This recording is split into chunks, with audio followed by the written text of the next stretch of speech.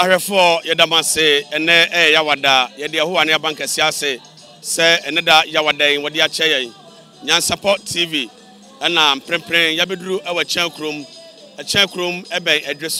adweso ene dwaben kwantempon so aho ene chankrom ewo ene sai eye nana ousu echan a otoso mienu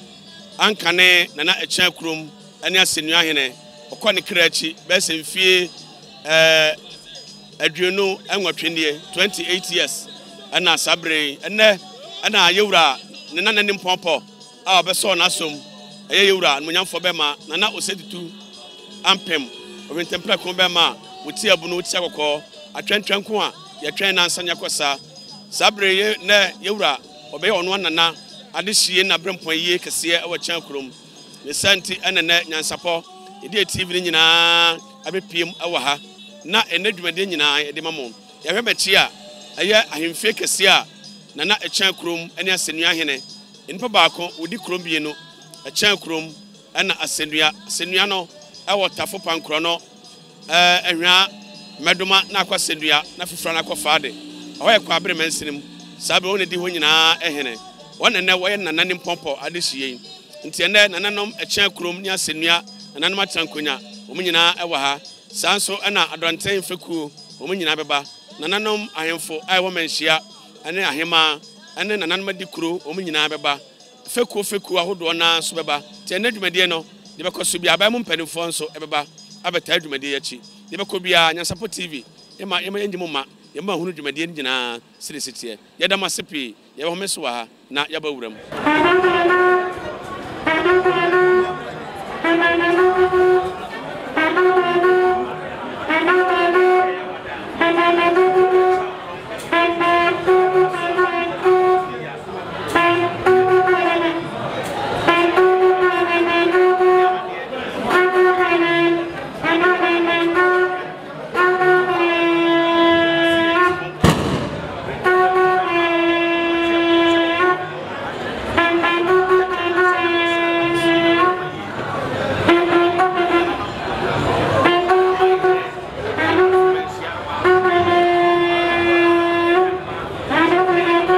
Ayofo mamu nyina kwa abamfa mu Nyansapo kasamfoni so Nyansapo na wageze sana ne badwembem sa me ba bi egyen eye echan kuruma eben edwoso eho ene we nana amohu se wasɔre na wahye na kotade na di edibre edi aben na eye nana Osei Tutu Ampem ono eno no na ne nyina ene se de sentinhye aduonu machie nie ena ohina owukuru yimu eto ananom wonse abifra na ntime mu tentimu na sede ya na mpemfo ka metewtwa mu nti no ebra wohini eba bedi ade ewo echan kurum ene asunua a ye friends asunua kurum no afi ena nananom abosomfo yipuma kwamu de nie matoto kwamu a kwasemni wohwe waya amamre ne amane esefata bia na waye ne hempo a ofiri wa wo ba ye nso ayi na ahwe wohini wo ba ye se de wosi abo adwuma ahemfi a ye gina de tetrete ne kakraka ene ne fe ne se de wosi anya abotra nwene na akono yie pa eji sambe ya yaso na pakan mu akotade de hu se eniema bebre bobom se de ya na ehu batakari ahodo a eya nananom de ko ekon ene ade no no we ye beka se ne saso ene ne kese mu pa ene oponso ede no no nso ne de no ye hu se bese ebubom na ebuse amuo no ekomuo no ene ye de tu Nyansapo eni ese bese ne ebubom no ekire enibre pa so hwe na toche na ehye no na ye hu sa habamono ene nemu ko jambom ena ba ko bitwa so se eno so ayese aban okuratu an tintin ti awo mu no mu so ayo okufo pa ya aban ahye na no sensan chebe sa be bi do nibre ya de obekasa ye rabo nsumu enso ne netu atodom ena wo mu nyina twene bofo twene kafo a wono bon twene wa Asante na ntem ha ena wo mo de from edi ye na Osei Tutu Ampem a wono eye asinia ene echia wo ekumu ehni echia wono ene na nkuro nso ene nto a ensuo ahodo a edidi mu a mebebudi ebi ehun na woko na wo makohwe na afie no wo mo aye amamre ene amane oda afiosu akentensu ene bafo nina eye ensu a etwa enkure hu ahia na mamu hamo ho wonka mamu so de Nyansapo eye no wona mamre na bakwasem nyina no de honkobo edeba abu nsi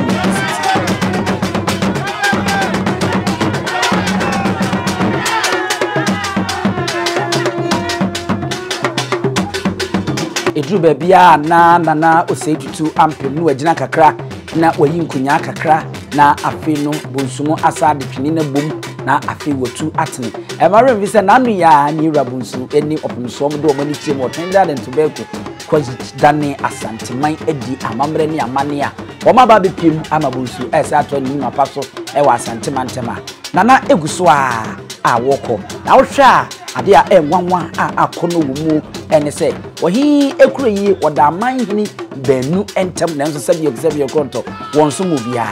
enche eho abakwasem sentia oye ohi na eye asenia ene echen kromu ena odi hini ewo so nkrom yenu no eho abakwasem minada ebeba abra yene achiame hini a wono so ewo se nkrom yenu nyina ebedi nkomo na afei waboyimu na wodi kro na abakwasem bia twedwa ame nyina ye huseni siti de enhwa kompra ma otimpo wakoma to yene akase nyansapo wodi yen a na wodi asem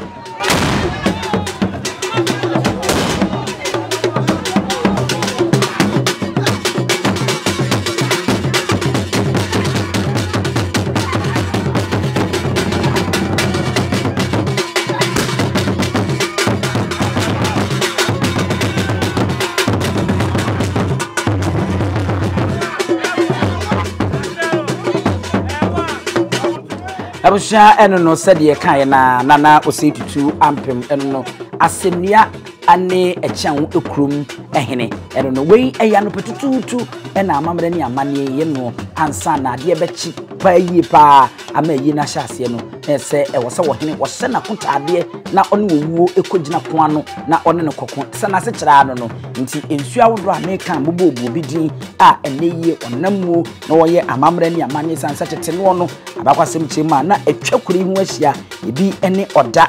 afiesu akentensu ena afi bafo sensu na ena ohene ene ne dom akofo wo mo enama wo ye amame wo se bi bia na wagina kakra na odituo no ohinhim ne ho a na wasetu atene bi na ekoso wae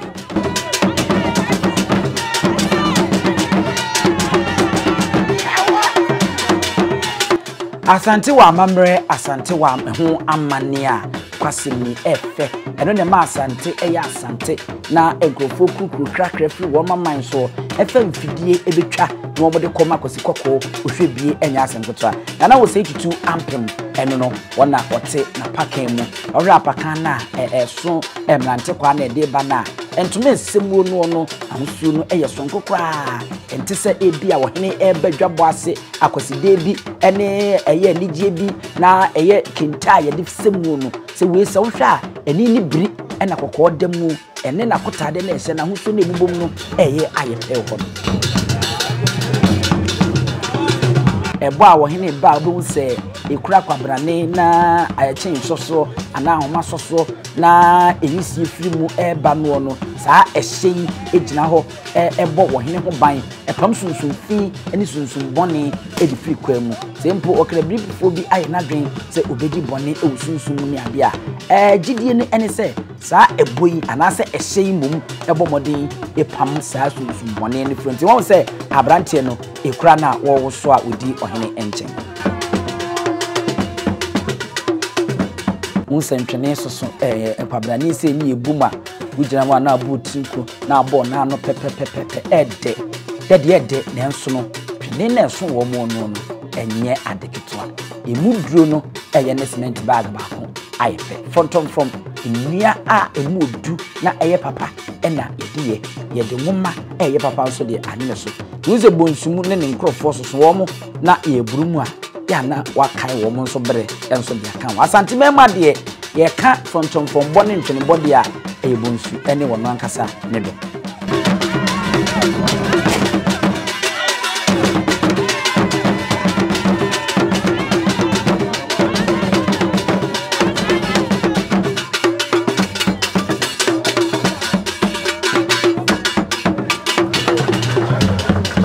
abujafo na chese eno no se watwa enye sabio ye na Osei Tutu Ampem nkwa ene hye akotade ni bi base ya achiame kontri akom wo mo maka nyina mpanimfo a ewa akonya no ho ma akonya ne ya akonya die wo mo nyina hyehye bi won se bia wo mo hyehye bi bia nso kwani tu wo hene ɛna afei wate asi fam a ɔbɛhwɛ na afei amammerɛ no no wawie ne yɔ nsana yakɔ akɔtena se na afei no yɛwie ayiyɔ no nana emfie no hɛkɔ anim paa enso ahoɔden wɔ hɔ a mpanyin sɛ deɛ kɔtɔ edigya wa yɛ deɛ sɔ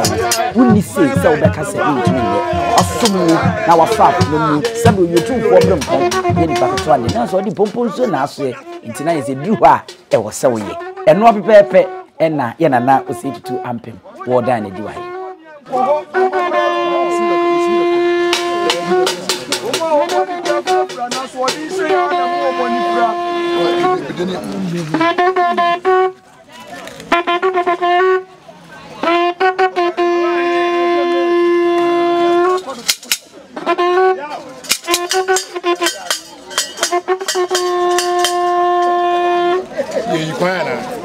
abusuafo same sɛ wohwɛ a akyɛ sɛ abrafo baanu wo mu wura mu a no na wo makɔhwɛ na afei yawie amamre no ene amane no ekura ɛwɔ hɔ no abusuafo nsuo no mu a ɛna kyɛ sɛ wodui a wɔne ɛkɔyɛ amamre nti mu yɛ ready enne ɛbɛkɔ so asisi a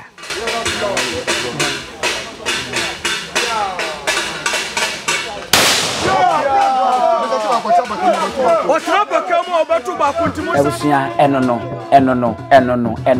ewura bunsu no no ehu se afedie abosomfo yipoma kwa mu ama nana Osei Tutu Ampem owie amamere ne amane yehu se watutuo esebese nano a de aka nsensantua nano nti womie nano nkasa edie yenso amamere ne amane no de se fata no no nana Osei Tutu Ampem wode akọ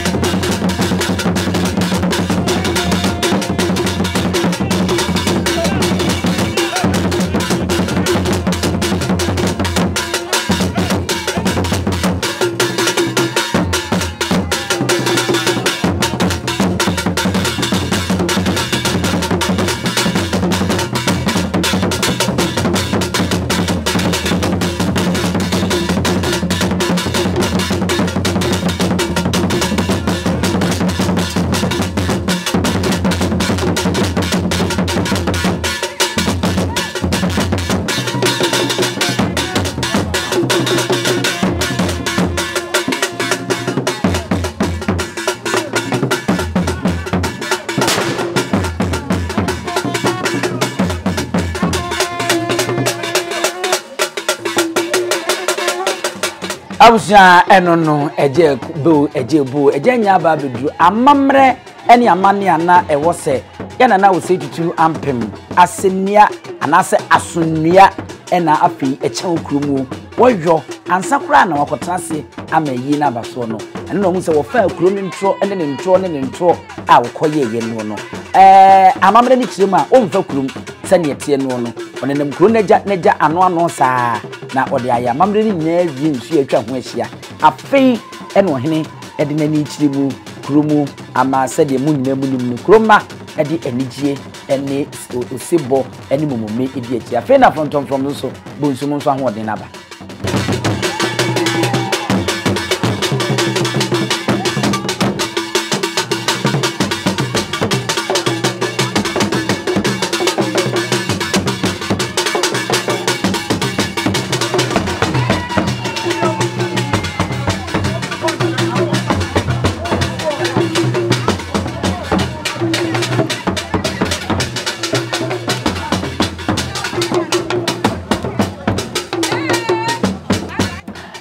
da ko saa de sua we Nyansapo kasa mfonyini be wo modern ne bisa ne akyiri ne de aba beto yahefo ne atifo nim se yesoa wo hena pakem na ye de apaka no ebeto ye meti so a eka bibia na ekire bibia na ye boka kyire nso ne de soa no wo soro a eka bibia na ne to ba bi nso ese wo mo pejam eno nso no eka bibia na anase we de bibia eni ekire saa de bedi wo nkomo ye de enu nti mu abrem da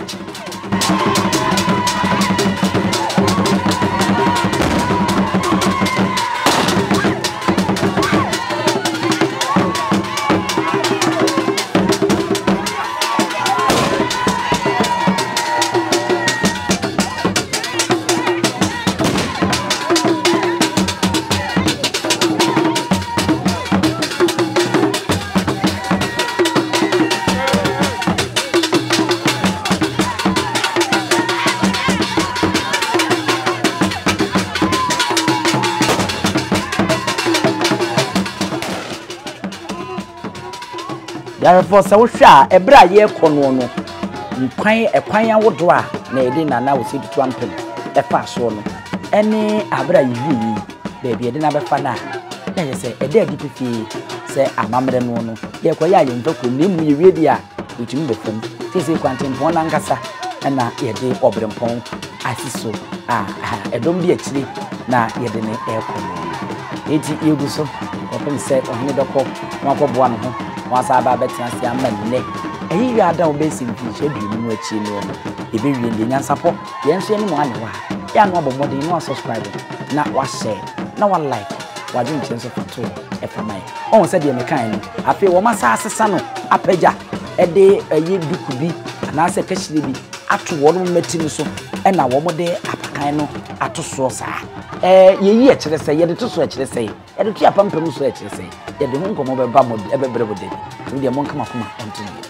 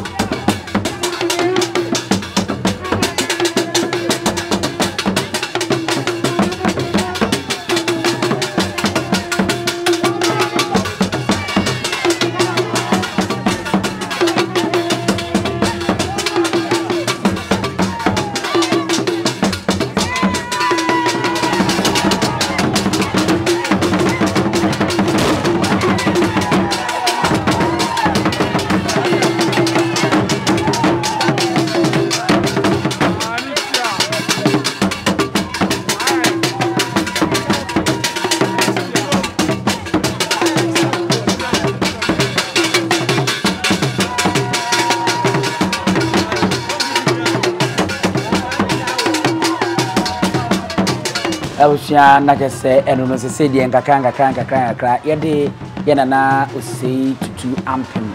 yede na ba kakra bi na yedi ahimfia sebi ko to wo ba yi wo pom moden wo pejade ese wo na acha asumia ani echen krum anunyam ne bi aso opunso Otumfuo Osei Tutu ni asanteman eso no yede na eduro no kwasem ni ade a wo na ye ni ahimfia wasie ne die wotan kwadua no yinimirika ahimfie na efeyi akono yi na efete the standard of a king or a chief enti nana piao Nyansapo ede piao ede amount san say ye die ni kutwa wisi anwunu santamu ebehu ahimfie no ye kwado na enika na se wobo adwuma pa ese efata ewo ho no ye nana Osei Tutu Ampem ena nkakra ede ne eba no kakuma bi na yewra ahimfie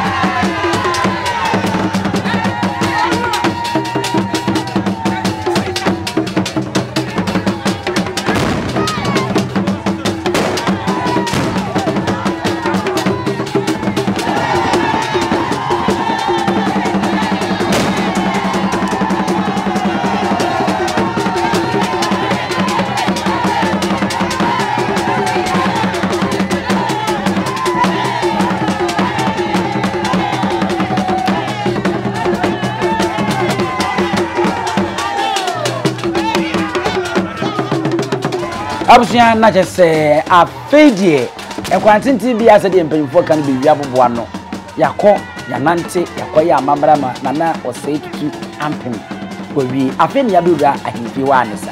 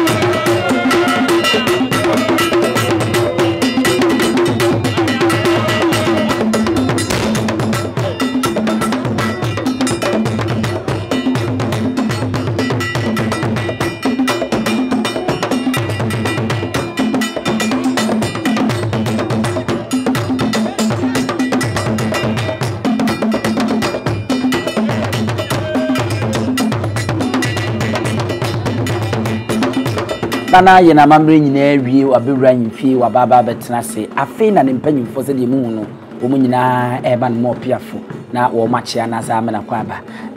enti na nya asem peto kra Nana Osei Tutu Ampem amekumhene amakom hene nete ne nsa memfa ne se wohwɛ animu se ne dia na ese ne nsa bonkum so eno no wona wote wono ma wo beboa na agya wono ankasa ne nua ne yonko na damfo ne nyina eboa ma asanteman esom na timi akonkan enti ne mu se wono so aba betan ye nana Osei Tutu Ampem nenchen empemfo ni bi ni mo so ma show makota de kama